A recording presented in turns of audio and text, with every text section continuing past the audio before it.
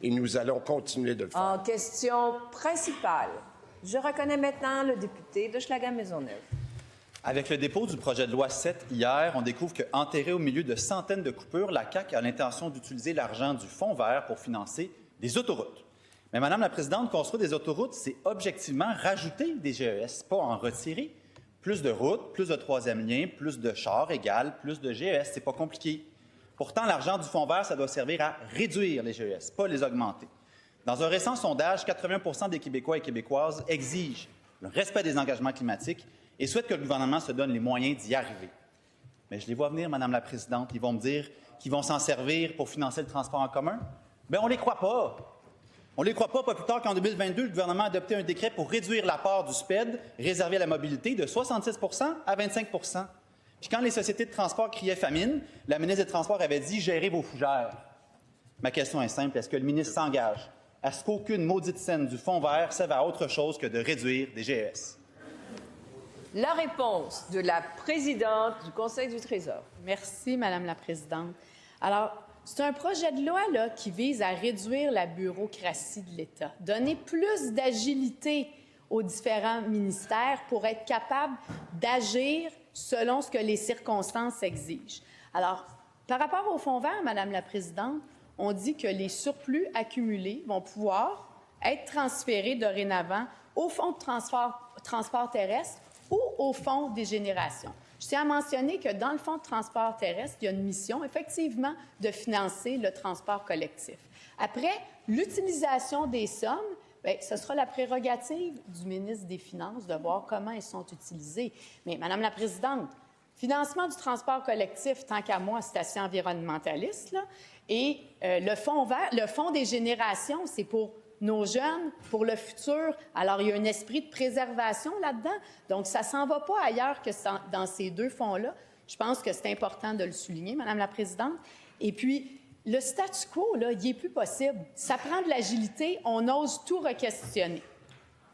Première complémentaire. Parlons-en du Fonds des générations, Madame la Présidente. Quelle étrange idée. Pouvez-vous bien me dire à quoi ça va servir si dans 40 ans, on a payé notre dette, mais qu'on n'a plus de planète? La dette climatique, elle, qui s'en occupe? Visiblement pas eux, Madame la Présidente. L'argent récolté avec le Fonds vert, ça doit servir à faire des investissements dans des emplois verts. Ça doit servir à réduire les GES. Ma question pour le ministre est simple. Qu'est-ce qui est le moins pire? Plus de dette ou plus de planète?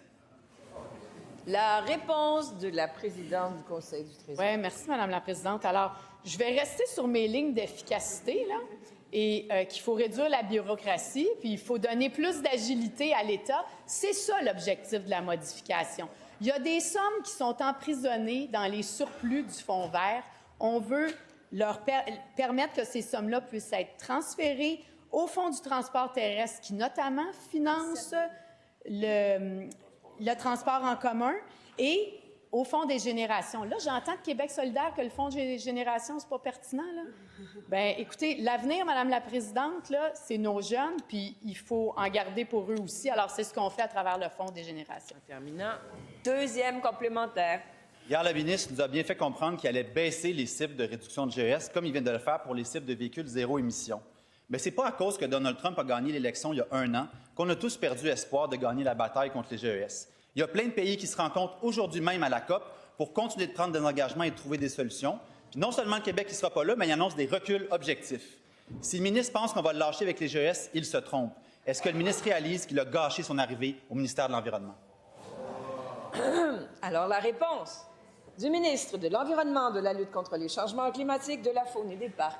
Alors, Madame la Présidente, d'abord, on vient de déposer le document qui lance le processus de consultation sur les cibles de GES, de réduction de GES. Donc, on va laisser le processus se faire. Sur l'électrification des transports, on a proposé un excellent compromis, un très, très bel équilibre. Et on maintient une cible très ambitieuse de 90 de véhicules électriques ou hybrides rechargeables d'ici 2035. Pour ce qui est du fonds d'électrification et de changement climatique, le FEC, je rappelle que ces dernières années, il n'y a pas eu de surplus, ou si peu. On le gère bien, nous autres, le FEC. L'argent qui est récolté auprès des Québécois, il sert à lutter contre les changements climatiques.